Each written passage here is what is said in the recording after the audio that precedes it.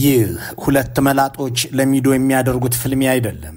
ይህ ተራይ ይገባኛል ጥያቄም አይደለም። ግማሽ ክፍለ ዘመንን የተሻገረ 100 ዓመት ሊደፍን ከ20 ዓመት ያነሰ ዕድሜ የቀረው ትውልድ የተቀባበለው ደም የፈሰሰበት ፍጥጫ ብቻም አይደለም። የህንድና ፓኪስታን ፍጥጫ መጋደልና መዋጋት ከጀርባው ካሽሚር የተባለች የምድረ ገነት አለችበት። በዚህች ምድራዊ ገነት ውስጥ ተፈጥሮ እምቅ ሀብቷን አከማችታለች። ይህንን ሀብት የመቆጣጠር ግብ አንድ በኩል፣ ከዚህ ሁሉ ደግሞ የሚልቅ የሃይማኖት ብሔርተኝነት በሌላ ወገን አሉ። በህንድ በኩል የሂንዱ ናሽናሊዝም፣ በፓኪስታን እስላማዊነት የፖለቲካ ማጠንጠኛውን ዝርት ነው። ሰሞነኛው የሁለቱ ሀገራት መገዳደልና መታኮስ የኤስያ አዲስ ቀውስ መወለድ ስረ መሰረቱም ይሄው ነው። ህንድ ፓኪስታን ላይ ለተኮሰችው ሚሳኤል በጎረቤቷ ላይ ለጀመረችው ሙጊያ ኦፕሬሽን ሲንዱር የሚል ስም አውጥታለች። ይህም አስገራሚ ምክንያት አለው። በቅድሚያ ካሽሚር የምትባልን ውብ ሀገር በምስልና በምናብ እንመልከታት።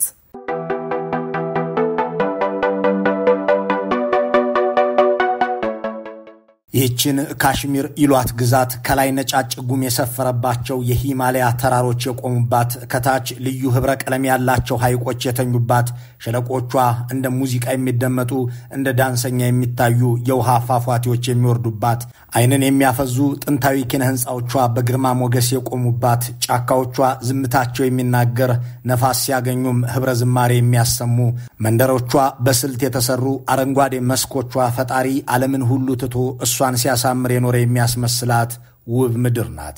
እንዲህ ያለውን ታይቶ የማይጠገብ የተፈጥሮ ዓለም ለማየት ከመላው ዓለም ወደዚያች ግዛት ሚሊዮኖች ይጎርፋሉ።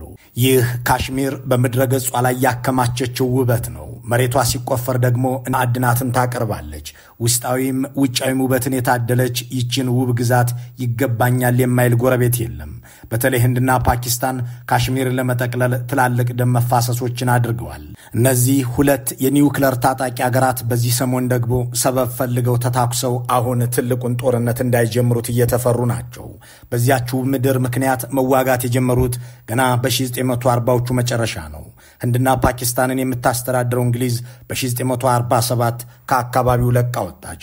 ሁለቱም የየራሳቸውን ነጻ አገር መሰረቱ። ይሁን እንጂ በሁለቱ ድንበር ላይ ያለችው ካሽሚር የማን ትሁን የሚለው ወዲያውኑ ማነታረክ ጀመረ።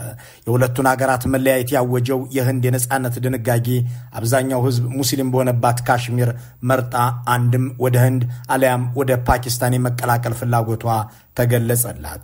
በወቅቱ ካሽሚርን ያስተዳድር የነበረው አንድ ሃሪ ሲንግ የተባለ መሪ እኛም እንደናንተ ሀገር መሆን ነው ፍላጎታችን እንጂ ከማንኛችሁም ጋር አንቀላቀልም አለ።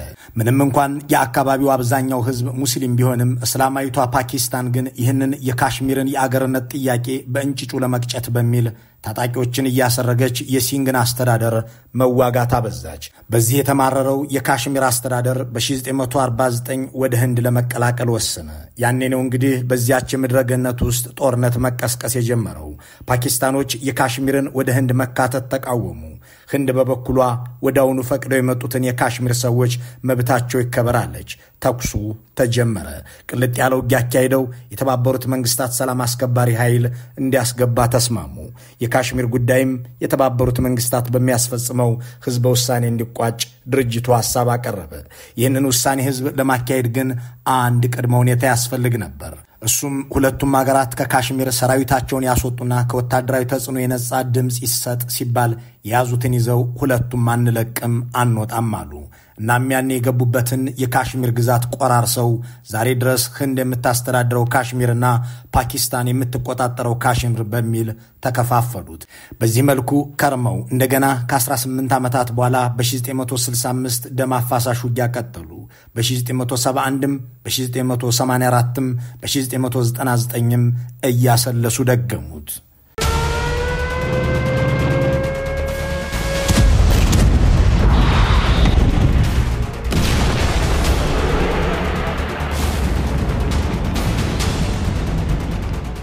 የህንድና የፓኪስታን ነገር የካሽሚር መከራ ምንጩ ይሄው ነው። ውበትና ሀብቷ ደም መፍሰሻ ያደረጋት ካሽሚር ሁለቱን አገሮች ኒውክሌር የሚታጠቁ ኃያላን እንዲሆኑ ምክንያት ሆናለች።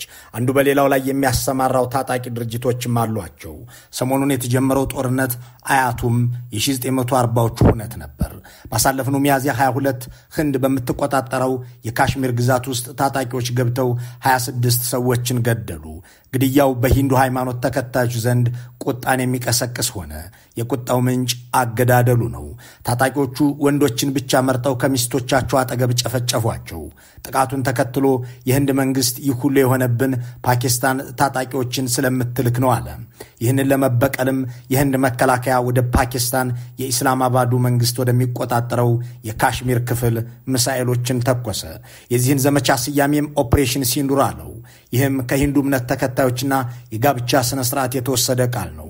በዚህ ያሉ የሂንዱ ሴቶች ሲያገቡ ግንባራቸው ላይና በሁለቱ ጉንጮቻቸው ላይ ምልክት ያደርጋሉ።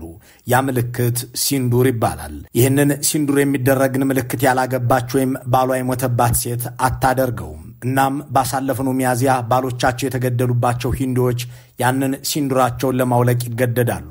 እንዲህ ካለው ማህበራዊ ሁኔታ የተነሳው የህንድ ኦፕሬሽን ሲንዱር 9 ኢላማዎችን መትቼበታለሁ ብሏል። ፓኪስታን በበኩሏ ይህንን ጥቃት ለመፈጸም እየመጡ የነበሩ 5 የህንድ አውሮፕላኖችን አጋይቻለሁ ብላለች። ህንድ 9 ቦታ ደበደብኩ ብትልም የፓኪስታን ጦር ቃል አቀባይ ግን 4 ቦታዎችን ኢላማ ያደረገ ነበር ብሏል። በአንድ መስጂድ ላይ በተፈጸመ የህንድ ድብደባም 3 ሰዎች ተገድለዋል።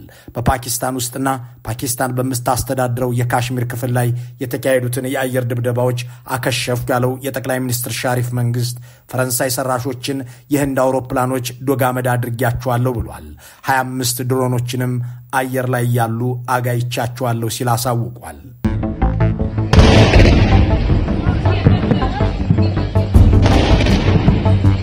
በህንድና ፓኪስታን መካከል ያለችው ካሽሚር ብቻ አይደለችም። ሃይማኖትና አገራዊ ብሔርተኝነትን በጉልህ ይንጸባረቃል። በፓኪስታን በኩል እስላማዊነት፣ በነ ሞዲ በኩል ደግሞ የሂንዱ ብሔርተኝነት ሁለቱን አገሮች ወጥሮ የያዘ ጉዳይ ነው። እነዚህ ጎረቤታሞች ግን ደግሞ በባላንጣነት የኖሩ አገራት ሁለቱም የኒውክለር መሳሪያ ታጥቀዋል። ብዙ ጸሐፊዎች ከዚህ በፊት ሲገምቱ የኖሩት ዓለም ኒውክለር የምትተኩስ ከሆነ ከኢራን አሊያም ከሩሲያ ሳይሆን ከህንድ ወይም ከፓኪስታን ይሆናል ይሉ ነበር። አሁንም ያንኑ በብዙ የሚደግፍ አስተያየት እየተሰጠ ነው። ህንድና ፓኪስታን ገና ካሁኑ ለገላጋይ ማስቸግረው ወደ ጦርነት ገብተዋል። ዶናልድ ትራምፕ ወደ ሁለቱ ሀገራት ጠቅላይ ሚኒስትሮች ደውለው ለማግባባት ያደረጉት ጥረት ከጥቂት ሰዓታት በላይ ተኩሱን አላስቆመውም። ሁለቱም ሀገራት ከታጠቁት ኒውክለር በተጨማሪ ያሰለጠኑት ወታደራዊ ጭፍራና ያመረቱትን መሳሪያ አያሌ ነው።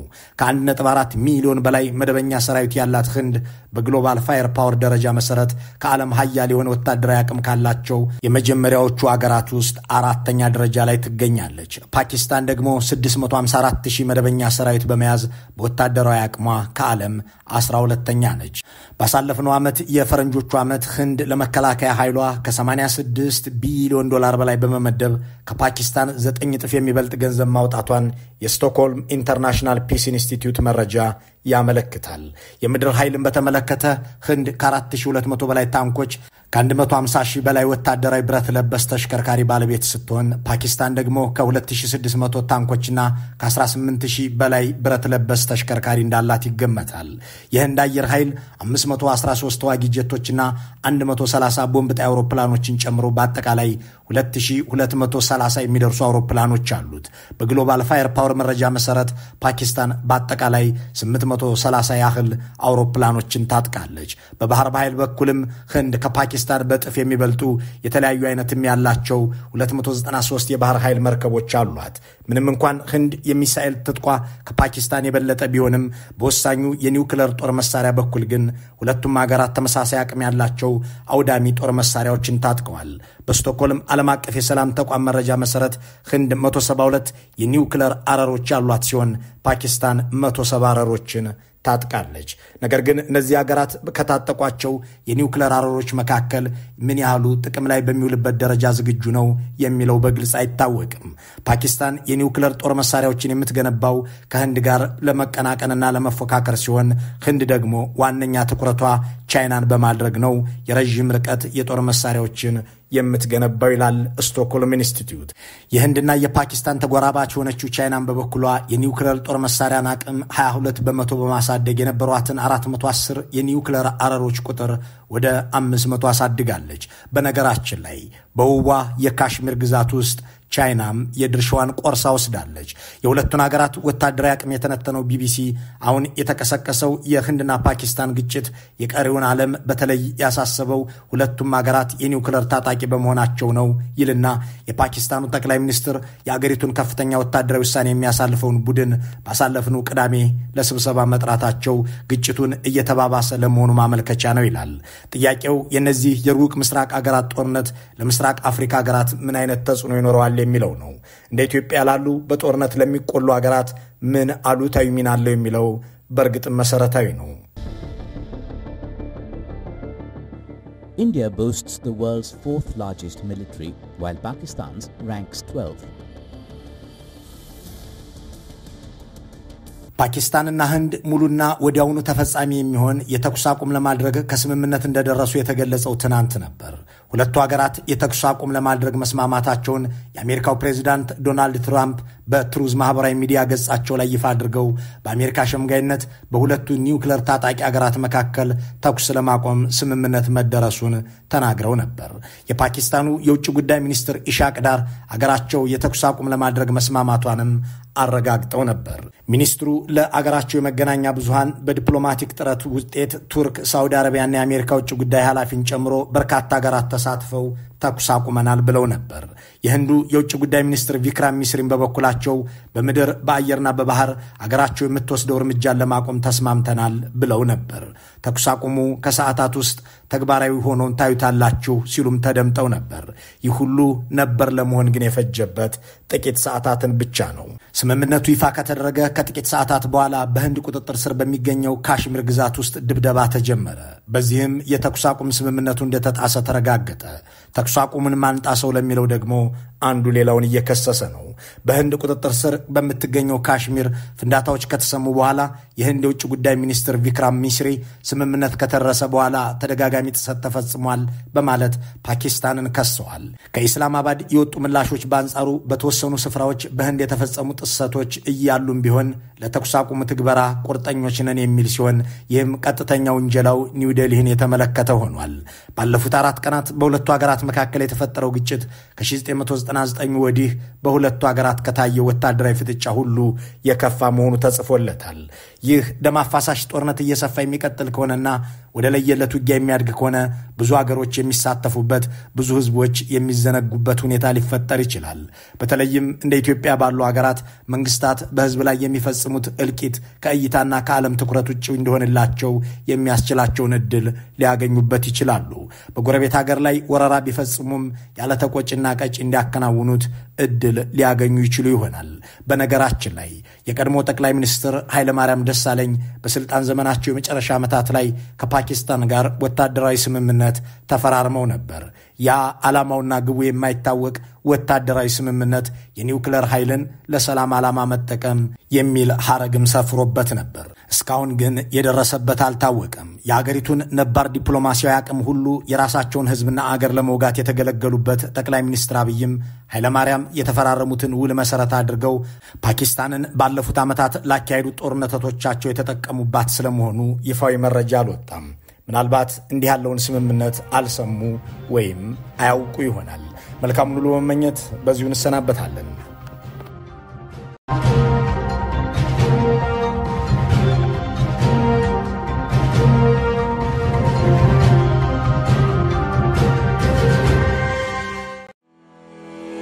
የሴራ አርካብ የደም መንበር አዲስ መጽሐፍ ነው። በጋዜጠኛ ያየሰው ሽመልስ ተጽፎ በአማዞን በኩል ለሽያጭ ከቀረበ በኋላ ቤስት ሴለር የሆነ አነጋጋሪ መጽሐፍ ገና ለንባብ ይፋ በተደረገ በጥቂት ሰዓታት ውስጥ የመጀመሪያው ዙር ተሽጦ ያለቀ የወቅቱ ተመራጭ መጽሐፍ የሴራ አርካብ የደም መንበር በርካታ ጀነራሎች፣ ፖለቲከኞች፣ የደህንነት ባልደረቦች እንዲሁም ዲፕሎማቶች ቃለ መጠይቅ ተደርገው የተዘጋጀውና ያልተሰሙ መረጃዎችን ያካተተው የመጽሐፍ ተደብቀው የቀሩ ግድያዎችንና ያልተሳኩ ያልተሳኩ ሴራዎችን በማስረጃ አካቷል። የጠቅላይ ሚኒስትር አብይን፣ የጓደኞቻቸውን፣ የባላንጣዎቻቸውንና የቤተሰባቸውን ያልተነገሩ ታሪኮችንም ይዟል።